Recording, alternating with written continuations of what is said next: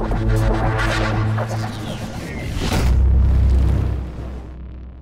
милах цаг толиулж байна.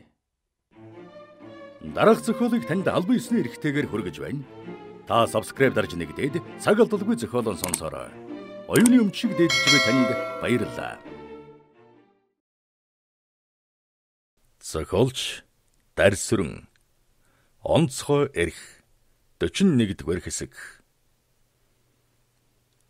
Аянаосоо армийн тагнуулын газрын ажилтны үгийг бодит байдалтай тулгаж хэдэнтэй эргэцүүлээд яагаад умард солонгос зөвлөлтийн хил Хасан нуурын чиглэл дагуух хотыг сонирхдаг байлээ? Тэнд партизанууд бай. Тиймээс партизануудыг тэндээс зайлуулах гэсэн ажиллагаа юу? Эсвэл үнэхээр Хасуу той шиг ахтайгаа холбоотой эсхийг шалгах гэсэн хэрэг үү? Хасан нуур. Энэ чинь Владивостокоос холгүй байдаг. Тэгэхээр Солонгост байгаа Японы аримд саад болж байгаа партизан нарыг Хасуу той шигийн тусламжтайгаар устгуулах гэсэн арга үгүй юу гэдгийг мэдэх нь чухал. Тэгвэл эдгээр Хасуу той шиг ахтайгаа холбоотой эсхийг мэдэх гэж намайг ашиглаж байгаа нь гарцаагүй. Ингэхээр Хасуу той шиг хаатогийн өрөөний нууцыг гадагшин дамжуулдаг тагнуул гэдэг гохоонд оруулж таарна. Гэж бодож суу хооронд болор ундагтай архины өнгийг сонирхсон дүр гаргана. Симото-сан, Хасуу той ши чинь Амисэтэй холбоотой. Ямар холбоотойг нь би мэдэж чадаагүй. Эцсийн эцэст Амисэ бидний ажиллагааг мэдээд Хасуу той шиг аврахаар шийдвэл бидний ажиллагааны эсрэг бид хоёрыг нууцлах шинэ арга замыг Кэмптай боловсруулах нь заалшгүй. Амисэ надад сайн байсан. Харин одоо Хасуу той шид илүү сайн болсон нь илэрхий байна. Тэгэхээр нөхөр нэхнэрийг хамгаалахын тулд эзэн хаан ерөнхий сайд хоёрт алтан хошив хүргвэл та бид нүдэрмхийн зур үнсэн товарга болох нь тэр. Ингэхээр амьд үйсэн хэрэгт оролцох дургүй байна. Аянаосоо-сан, энэ ч аюултай тоглоом да. За яах вэ? Ажлын хүнд хүчрийг бодоод ацаг хөлс нэмье гэж Симото хэлэхдээ энэ зөлөг мөнгөний хан шиг нарийн тооцдог болжээ. Ацаг хөлс нэмэх аргаан олжчихсан байна шүү гэж бодлоо. Симото-сан, ацаг хөлсийг та нэмжвэ чаднаа. Эцэстэн та өөрөө суураад гарчих чадна. Тэгэхээр өнөө муу нэртэй хойд захын ороо бохоо болсон би чинь яах вэ? Аянаосоо-сан, бидэнд нэг далин бий. Та Хасуу той шитэй уулзч ярилцсаад ирэхэр чинь ахтайгаа холбоотой болох нь илэрхий бол хоёулаа ярилцж байгаа шийдий. Харин холбоогүй бол надад олигтойхон тодорхойлт гаргаал өгчих. Би түүнийг шалгаад нотлогдвол хэмдэж мэдэгдэлгүйгээр энэ хэргийг хаагаад нууц архивд хийчих. Энэч болдог л арга. Тэгэхээр найрцанганы илүү дутууг яах вэ? Аянаосоо-сан, эхний ээлжинд танд 6,000 йен өгье. Гэхэд Аянаосоо Симотогийн болцлыг хүлээн зөвшөөрлөө. Аянаосоо зуны хувцсны загвар үзүүлэх уулзалт зохион байгуулах тухайгаан сониннуудад зарлуулав. Тэгээд шинэ хувцсны маяг үзүүлэх тэр өдөр Аянаосоогийн умгар танхим хүнээр дүүрч харбины сонинныхан шавлаа. Энэ загвар үзүүлэлтэнд Хасуу той ши ирлээ. Тэгээд тэр өрөө Аянаосоо багхан шиг хүлээн авалт хийхдээ Хасуу той шиг урьжээ. Хүлээн авалт тарсны дараа Аянаосоо Хасуу той шитэй уулзаад чи яраагүй жаахан дэмэрхгүй юу? Гэхэд Хасуу той ши татгалцсангүй. Жингэд тэр хоёр хорвоо ертөнцийн сониныг дэлгэн оройг хамт өнгөрөөлөө. Хасуу той ши, өнөөдрийн хувцсны загвар үзүүлэх уулзалт ямар санагдав та? Би ер нь амжилт олох болов уу? Гэж асуутал. Зүгээр боллоо. Чиний аз шавж байгаа бол та. Харбины хүүхнүүд энэ зун танахаас салахгүй баха. Ялангуяа Оросын цагаач хадагта нарын сэтгэлийг Европ хувцсны загвар гижигдсэн бол та. Гэж хуураа магтав. Би тэгж байх гэж бодсон юм аа. Энэ чинь мөгдэн андуун янзын хотуудад салбар ажиллуулах ирээдүй нээгдэж байгаа хэрэг.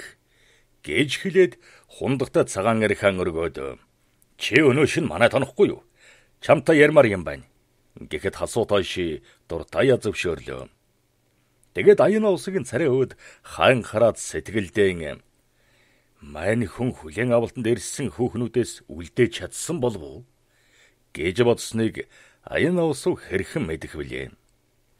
Аянаосоо Симотогийн ятгалгаар Хасуу той шитэй чингэж шөнийг өнгөрөөхтөн өөрийнхөө ирээдүйн тухай яриад илгэж хэдэн газар захиалгын салбар нээх гэсэн бодлоонд зохиолгож зөвлөгөө өгөхийг гуйлаа. Зүүн өмнөд Манжуур умард солонгосын мухар толгойтнуудад тоноолчихгүй улч Дунын Тумын хотод хувцас захиалгын салбар нээнэгдэх чинь зөв хэрэг шүү. Асуу тойши. Тэр мухар толгойтнууд чинь харбинд мондохгүй байгаа. Харин Японы цэргийн хээрийн цагдаагийн газрын авралаар овоо өршөөлтэй байна. Тэднийг чинь бүтэн хагас дивиз гэдэг биз. Хайнавас усан. Таасяа албан тушаал дэвсний адилаар түүний удирдах байсан цагдаагийн газар одоо 3 дивиз зэрэгтэй болсон атлан бас өргөжих сурагтай байгаа шүү. Тэр чинь сайн хэрэг. Харин Симотогийн хардалтал мухар толгойтноос илүү яривхтай байж магадгүй шүү. Симото чинь нүдэндээ өртсөн хүн байтугай зүүдэндээ орсон хулганыг сэрдэн мөрдөж мэдэх хүн. Нэг ёсны мэрэгжлийн өвчтэй болчихсон юм. За тэгээд алтан мөнгө алдарн дэрнээс армийн тагнуулын газрыг хөдөлж чадах сүүхэй тэрдэ гэж Хасуу Тойши хэлэхэд Аянавсуу. Хасуу Тойши минь. Өвөр Монголын өөртөө засан тогтнох эрхийн талаар юу гэж бодж байна дэ? Гэд цагаан эрх хундаглав. Японы арим өвөр Монголд автан номит ирэх болгоно гэдэг бол юу л бол. Харин Дэвангийн хөр үзанг далимдуулж өвөр Монголыг бүхлээр нь Японы эзэн хааны эзэмшил болгох гэсэн алсын санаа байж магадгүй. Тэгэхээр дэмчиг донорвыг засгийн газрын нарийн бичгийн дарга болгосон зүгээр хэрэг биш байсан шүү дээ. Айгүй бол хойтон жил гэхэд Дэвангийн засгийн газар байгуулахаар болно. Бид хоёр хэлгэнэхтэй Монгол хүмүүс. Тэр тусман эзэн Чингисийн удамынхан.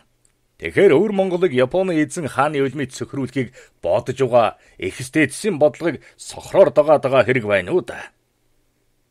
Бэж улс төрийн талаар мэдлэгтэй биш дээ. Над бол ялгаалга. Харин хувцас захиалгын маань газар орлоготой болвол болох нь тэр. Гэж хэлтэл Хасуу Тойши согтуунуудээр ууртаа ширтснэн. Чамд мөнгө байвал удам өгсө хамаагүй л сүнсээ алдсан амтэн гэж амандан шивнсэн боловч Аянавсууд тод сонсогдлоо. Түүн дээрэн хөрвөл бэж хүнийхээ мөсийг хөлдөөж гисэн ир биш шүү.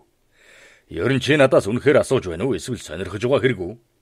Би үннээсээ асууж байна. Би чамтай тоглоогүй шүү. Хасуу Тойши минь. Тэгвэл миний үгийг сонс. Би самура нарын гарын үзүүрийг харж гол зогоож явсан боловч надад гялайсан юм байхгүй. Тэгэхээр өвөр Монголд эрхчлөө олгож хятадаас тусгаарлана гэдэг чинь наран эзэдийн үнэн царийг халахалсан хуурамч баг. Өөрөөр хэлбэл Монгол манж угсаатны гартаан атгаад над шиг өөрийн мэдлэггүй болгоно. Иймээс эрхгүй зарцуулах гэсэн санаагаа нуухын тулд хоосон амлалт гаргаж байгаа юм. Чи бодоод үз. Чи өөрөө Японы аримд алав хаагаад юу хажив? Өөрийгөө хард зэрдүүлэхийн тулд уу? Гэтэл нөгөө өрөөнд хөлийн чимээ гарах нь тодхон сонсогдов. Хасуу Тойши чимээгүй. Манай зарц орж ирэх бол та. Бодвол өнөөрөө хөлсөр ажиллуулсан тогооч нарын үн хөлсийг нэх гэж байгаа биз? Гэд суудлаас өндийхэд Хасуу Тойши ширээн дээрх сакети хундаг руу гараан явууллаа. Хасуу Тойши сүүлийн хэд хоног нэлээд зүйлийг эргэцүүллээ. Хато өөрийнхөө штабаас алдагдсан нууцыг эзнийг нь олохын тулд сүүдрийн хүртэл хардах болжээ. Тэгээд зогссонгүй Хасуу Тойшиг зарим хурал суухыг хориглов. Хасуу Тойши намрын ихэнх сарын хууч тарах нэгэн өдөр ажлаасаа гараад гэрлүүгэн сажилж явах зураан дөрвөсдийн төвчөөний хурандаа Сафроновтой дайралдлаа. За Хасуу Тойши-сан харж явна уу? Гэхэд тэгье дээ. Та харих гэж явна уу? Гэлээ. Тийм ээ. Харин та завтаа бол манайхаар орохгүй юу? Гэхэд Хасуу Тойши хурандагийн урилгыг дуртаяа зөвшөөрөв. Баатар гүн Орос хэлэнд чамбайхан хүн байсан болохоор хоёр хүүгийн ойр зүрийн ярианы хэлтэй болгожээ.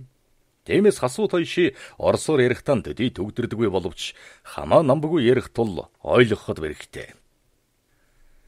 Иван Степанович Зин гүнгийн тусламжаар Оросын дөрвөсдийн товчоонд ажиллах болсноос хойш ахуй амьдрал алдар нэр өөдрөг боллоо.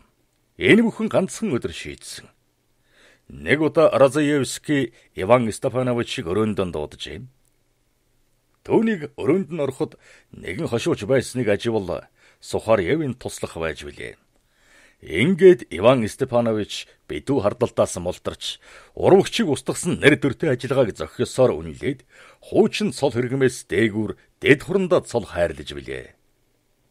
Цэнгүн Иван Степановичийг илэрхий дэмжиж түүнийг нь Тозия төрхирсэн болохоор түүнийг Атаман Семеновын штабт нэгэн хэсэг ажиллуулж Дайран, Порт Артур, Токио хот зэрэг томоохон газраар хөллөх болжээ. Харин Харбин Оросын фашист толгой байгуулсны дараа түүнийг тусгай курсын ахлах мэргэжилтнээр ажиллуулах болсон юм. Чингээд Алс орнод Монголын асуудлаар судалгаа хийх удирдах бүлэглэлд багтаж хурандаа цолд дэвшжээ. Иван Степанович гүнг нас барснаас хойш Юкитэй тухтай уулзаж чадаагүй. Итагакийг үдэж өгөх тэр үед Юкитэй уулзаж нарийн ширийн зүйлэн ярилцах гэтэл Семенов түүнийг дуудсан болохоор яаж чадлаггүй Дайран явж билээ. Түүнээс хойш Иван Степанович Юкитэй уулзаж гавьсангүй өдий хүрэв. Сафронов 2 өрөөс сууцтай. Харбинд сурсан нутгийн орсуудын гэр бүлийн хүмүүсээс гэрдэн хөлсөөр ажиллуулна. Хасуу тойши тэр хоёрыг гаднаас орж ирэхэд нэгэн залуу бүсгүй угтан авч хурандагийн хувцсыг тайлбуулж янзлав. Тэгээд хурандаа зочдын өрөөнд хасуу тойшиг дагуулж ортол Орос янзаар зассан оройн хоолны ширээ угтлаа. Хасуу тойшисан ширээнд ойртод суугаач. Би ажилласаа ирэнгүүт оройн хоол иддэг юм. Гээд ширээнд дурлаа. Сафронов өндөр шилтэй орос цагаан архинаас хундаглаад "За хоолны өмнө нэг тогтоочих. Тэгвэл эдсэн хоол амдтай шингэц сайтай байдаг юм." Гээд өөрөө том аягаар дүүрэн хийсэн архиа нэг мөсөн хөндөрч хөөд давсалж дарсан өргөс тэмхнээс авч хамартан ойртуулан үнэрлээд "Хас чулуу минь. Би таныг жинхэнэ нэрээр чинь дуутахад дург үзэхгүй биз? Би Япончуудын сан иша гэдэг үгийг нэрийн дараа заавал хэлдэг ёсонд дургүй. Ич дэндүүн ялгансан зан чанарын илэрэл юм шүү дээ" гэлээ. Хурандаа хас чулуунтай ойр зуран юм ярьж сууснаа ярианыхан сэдвийг зугуухан өөрчилж "Би чамаас ажил төрлийн чанартай хэдий юм асуумаар байна. Чамд эвгүй санагдаж магадгүй. Тэгвэл ууралсныг хэрэггүй шүү. Үүнийг би чамд сануулж гуйх ёстой юм. Миний асуусан зүйлийг цөмийн хэлж игвэл тун сайн. Энэ бол танилцсны хувьд гэж гуйж байгаа миний хүсэлт. Та эцгийг яаж өдөлснийг мэдэх үү?" гэж асуулаа. "Намайг 14 настай байхад өвчнөр өдөлсөн юм. Юу гэж?" хэмээн хас чулууныг асуухад хурандаа "Тэгвэл 1925 онд нас барсан байна" гэж дотроо бодоод "Чи эцгийн өвчнөр өдөлсөн гэдэгт итгэдэг үү?" гэлээ. "Тийм ээ. Итгэхээс өөр яах вэ? Манайд нэг туршуул байдаг юм. Тэрлүүд ханхнуурын ажиллагааг нэг том хүнээс дуулаад танаа Хасбатар дамжуулсан байна. Айн ч яах вэ? Харин тэр золиг Тозиягийн заавраар эцгийг чинь хорлсон гэж яриад байна." "Тэр чи үгсүг үү? Хас чулуу минь. Ийм хүнийг 2 туулаа хөөсөн амчин гэдэг юм. Гэтэл манай тэр сайн ир 3 туулаа хөөснөөрөө бусдаасаа ялгаатай байгаа юм шүү. Энэ баг хэрэг. Бас нэг сонин зангилаа гарч байгаа юм. Таны эгч гэдэг нэг эмэгтэй сураг гараад байна. Манай туршуул тэр эмэгтэй сургийг гаргаж чадах хүн шүү. Гэхдээ энэ бол бидний сонирхох зүйл биш ээ. Би хэрэгтэй зүйлийн тэр лүдээр хэлүүлээд авсан. Тиймээс тэр туршуулыг чиний мэдэлд өгвөл ямар вэ? Би түүний мэдүүлгийг удирдлагад танилцуулаагүй. Хэрэггүй гэж бодож байгаа. Та түүнийг надаас шилжүүлж аваад яахаа өөрөө шийднэ биз. Хэрв үүнийг зөвшөөрвөл нөгөөдөр тэр туршуулыг би өрөөндөн аваад ирье. Чи өөрөө яриад үз. Тэгэхээр шийднэ биз гэлээ. Хас чулуун дэрээрээ Сафроновоос гараад холын хамаатан гэгддэг өнөө хөгшнөд очлоо. Өвгөн хас чулуун яриаг сонсоод "Чамд нэг эгч бий. Төвний учрыг эгч нь сайн мэдэх ёстой. Эцгийг чинь нас барахын өмнө төрсөн дүнэрсэн чухам хаанаас ирсний тэр үед сонирхоогүй юм. Бодвол ар Монголоос ирсэн байх. Эцэг чинь халах хүн шүү дээ. Тэр хүнийг нэг царайлаг бүсгүй дагаж ирсэн юм.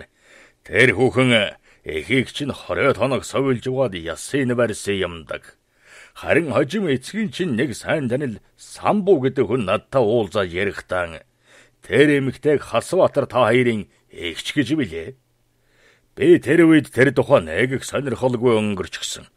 Харин жилийн өмнө Хасбаатар түүнийг олохоор мөгдөн рүү явахдаа манайд хэд хоноод явсан шүү.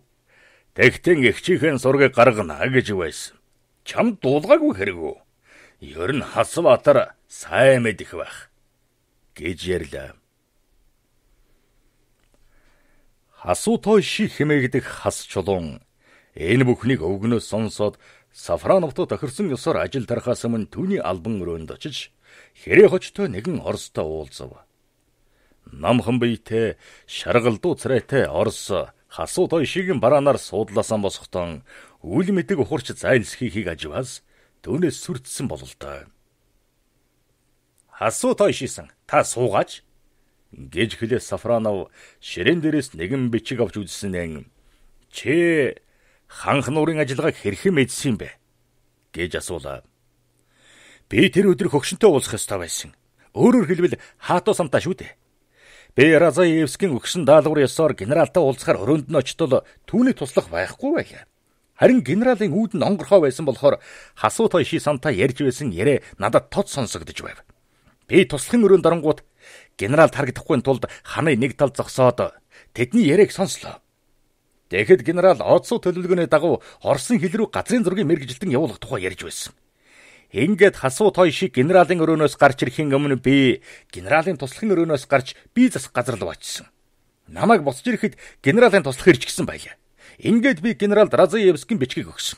Гэтэл генерал надад чи хэдэн хүнийг авч яваад Хабаровск ханх нуурын чиглэлээр хил давуулах хэрэгтэй гэж үүрэг өгөөд буцаахтаа Разаевский удирдамж өгнө гэж билээ. Ингээд нөгөөдөр нь аяны замд гарсан юм та. Би болцсон газартаа очтол Японы зэргийн хэдэн дарга нар надтай уулзаж миний дагуулж явах хүмүүстэй танилцуулсан. Ингээд тэднийг Орсын хил давуулж өгөөд буцаж ирэхдээ ханхын тухай баримтуудыг Хасбаатарт өгсөн юм.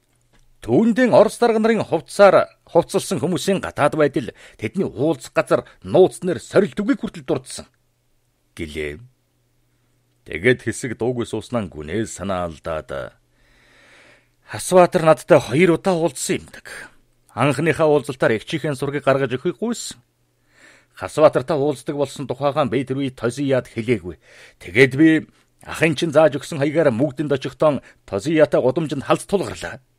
Гэсэн ч би Тозиягийн мөрдөлтөөс зайлж чадсан юм.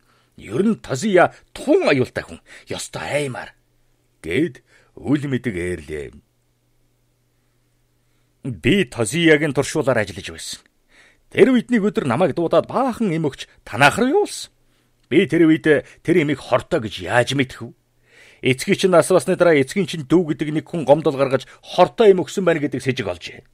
Гэтэл Тозия намайг ял дунгаад өөрийгөө аврахтан өгчүүлсэн эмийг сольсон байна гэдэг нотлогоо гаргаж намайг гүтгэлээ. Ингээд би мөрдөнд орсон. Гэтэл аз болж миний нэг танил цагдаа хэдэн хүмүүстэй хувилдан намайг оргуулсан юм. Би Харбин дээрээ Разаевскийн хүмүүстэй танилцсан. Нэг удаа зөвлөлтийн нутагт оруулах тагнуулуудыг газарчилж хэл давуулаад буцахтаа мухар толгойднуудад баригдсан. Гэтэл аз болж Хасбаатартаа дайралтаж энэ бүхнийг ярьсан юм да. Ингээд би хээрийн цагдаагийн ажиллагааг мэдээд Хасбаатарын хүмүүс дамжуулдаг болсон. Ер нь 3 талд ажиллах нь тун ашигтай. Ялангуяа мухар толгойднуудад баригдвал амин алдна гэж айхгүй санаа амар байсан шүү. Сафронов хэрэг хочод туршуулан явуулсны дараа хэсэг дуугүй сууснаа.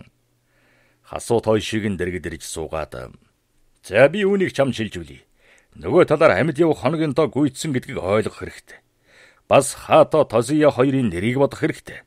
Тиймээс чи миний саналыг зөвшөөрөх байхаа гэж бодож байна гэлээ. Хурандаа та мөрдөн байцаалтын баримтыг яа гэж бодож байна? Хасуутой ши мэдүүлгийг танд шилжүүлнэ. Ер нь энэ бүхнийг та бид хоёроос өөр хэн ч мэдэхгүй. Тэгэхээр хаана ямар ч баримт үлдэхгүй. Нөгөө талаар таны эгч хаанавгаг энэ хүн мэдж байгаа. Тиймээс та ах эгч хоёрын олох нь чухал. Тэгж чадвал таны гаргасан мөрөөр бид өөр шин хэрэг бэлдэнэ гэд хурандаа Хасуутой шигэн царай өөд харж нүдэрэн инээмсэглэв. Намрын ихэнх сарын шин дээр Японы эзэн хаан Шанхан ажиллагааг амжилтанд хүргэх зарлиг буулгаад энэ бүхний цангалиа дээр дэслэгч генерал Мацуиг тохон томилжээ. Жингэд Японы зэрэг Шанхай Нанжингийн чиглэлээр өргөн фронт нээлээ. Хятадын нутаг дээр явуулж байгаа Японы армийн ажиллагааг бүтэмжтэй байсан боловч алс дорнд руу чиглүүлсэн ажиллагаа үлэм эдгдэгт замаар суурилд орж түүнийг илрүүлэх тусгай үүрэг тагнуулын байгууллагын толгой дээр буулаа. Тиймээс Гаван түүний армийн тагнуулын газрын ажилтнууд бүтэн нойртой хонохон болжээ. Симото харбинд сар болохтон нэгэн сэжим гаргаж Оросын фашист холбоонд шургасан нэг урвагчийн сургийг Аяна Усуугийн тусламжтайгаар илрүүлжээ. Чингэд хэрэг хожтой газар чинг Синзин рүү нууцаараа байж ажиллагаа бэлдлээ. Аяна Усуу ажил тарсны дараа гэртээ орж иртэл утасны хонх чингэнэн угтав. Тэрээр чагнууран авангуута "Байна уу? Хэн бэ? Би Аяна Усуу байна" гэлээ. Аяна Усуу сан чи завтавал модерн буудлын зоогийн газар хүрээд ирээч гэхэд Аяна Усуу Хасуу Тойшигийн дууг танилаа. Тэрээр найзынхаа урилгыг хүлээн аваад зоогийн газарт очив. Гэтэл Хасуу Тойшигийн урилга санамсаргүй хэрэг биш байлаа. Симото ханх нуурын ажиллагааг мухар толгойднуудад илчлэх аргаан олсон нөгөө хэрэг хочтой торшуулыг өөрийн мэдэлд авахулсныг дуулах гэсэн хэрэг байв. Аяна Усуу Хасуу Тойшитэй чингэж уулзаад Орос цагаан арх тулган ярьсаар нэлээн халж сохтох тийшээ орлоо. Аяна Усуу сан Синзингийн гооргор та бид хоёрын улыг шагааж явдаг нь үнэн байна. Манай генерал Хато өнөөдөр Токиото утсаар ирлээ. Эднэр Амисыг Синзинд өрж байна. Ер нь ямар нэг юм сэтсэн бололтой. Айгүй бол чамайг Амисыг толгойг эргүүлж нөхрөөс нь хөндөрүүлэх гэсэн хэрэг тунгаад намайг та гурвын хооронд хутхан өмүүлсэн гэж өөлөг шалтгаан гаргах санаатай байх шиг байна. Тэгэхээр Симото 91 юм санаачлаагүй хэрэг. Гэхдээ Амисээ эргэлдэ. Тэр үед хоёр өөр тийшээ яваад өгөхгүй юу? Наанд гэхэд Томин руу судалгаа хийх, салбар нэг ажиллаар явж гэж болно. Тэр үед Симото юу гэж бурахыг харъя л да. Харин чи надад өнөмлөх бичиг олох талаар Сафроновто тохирох хэрэгтэй болно байх. Тиймээс одооноос нөхөө малтах хэрэгтэй болно шүү. Тэр болно. Харин нөгөө хэргийг тэрний үнрийг Симото гадарлаад надаас салах гэж гүйгээд байна. Тэр туршуул нэг юмнаас хайгаад эгчийн талаар дуурч өгсөнгүй. Тэгээд ямар нэг баталгаа гаргуулж авах гээд байгаа болол та. Тэр чинь хэцүү хэрэг байна да. Чи ер нь тэгээ яа гэж бодож байна? Аяна Усуу сан ёстой яахаа мэдхээ болчихлоо. Өчигдөр надтай нэг үл таних хүн ирж уулзлаа. Хатогийн штабт болж байгаа зүйлийг надаас илүү мэдж байна. Нөгөө талаар ахаас захиа авчирч. Тэд хэрийг сонирхоод байгаа юм байна. Хасуу Тойши. Чи бид хоёр ингэж нарийн ширээ юм ярих болсон болохоор миний саналыг сонсно биз. Чи ер нь ахтайгаа нийлвэл яасан юм. Би чиний ярьсныг хэд дахин тунгааж үзлээ. Чи Аракигийн үгийг санаж байгаа биз дээ. Тэр чинь ус усуурыг Манжгоотой нэгтгэхийг улаарч байсан. Гэтэл Итагаки Жанжин штаб очсноос хойш Сибирь, Манжгоо, Монголыг нэгтгэхэд Мансшу гэдэг улс байгуулах гэж мэрийгээд байна. Энэ бол надад тодорхой хэрэг. Тэгвэл чи Японы эзэнт улсын төлөө гэдэг чинь зөв хэрэг үү? Чи чинь удам угсаагаан дамжсан самурай биш. Тэгээд ч тэр самурайн Бусидо ёс Монгол хүнд ямар хамаатай юм? Ер нь чи явж над шиг өөр ингэх санаа бодлоггүй. Кемптен заавраар тархиан гашлахсан бангу амтан болоод байгаа мó? Аяна Усуу сан сүүлийн үед ёстой маанагдж гүйцлээ. Гэхдээ байдлыг харъя л гэж бодож байна да. Хасуу Тойши. Чи над шиг өнгөрсөн хүн биш. Одоо ахтайгаа уулзах нь чухал. Чи ахтайгаа таарахгүй гэж бодоод байна уу? Энд дуудах юм бол нэг өдөр голомжны булангаас буудуулна шүү. Тэгээд Симото сонинд мухар толгойтнууд ахих нь өшөөг дүүгээс нь авлаа гэж зарлуулчихна. Японы тагнуулууд ийм арганд сурамгаа шүү. Аяна Усуу Хасуу Тойшигийн бухимдлыг мэдж байсан болохоор сэтгэлийн манан туулсан манангийн дунд үл мэдэх сүйтгэнэж байгаа хүсэл мөрөөдлийн элж үннийг ухаарах гэсэн бодлын царцаахыг хичээгээгүй лээ.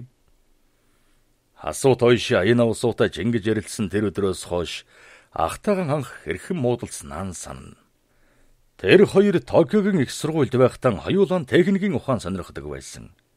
Гэтэл Хасуу Тойши цэргийн сургуульд шилжсэн билээ. Чингэтэл Хасватар Японы цэрэг Манжуурт орж ирсний дараахан нутагтаан ирээд буцаагүй байж. Хасватар нэг удаа хас чулуунтай цэц булаалдаж Манжуурт тогтсон дэглэмийг шүүн хилцээд муудалцсан билээ. Хас чулуун тэр жилийн Япон руу буцаад Хасватар намар очно гэж үлдсэн аж. Гэтэл хэдэн сарын дараа Хасбаатар Орос руугүй алга болсон байв. Түүнээс хойш 5 жилийн нүүр шувтарч байгаа нь энэ билээ. 41-р хэсэг төгсөв.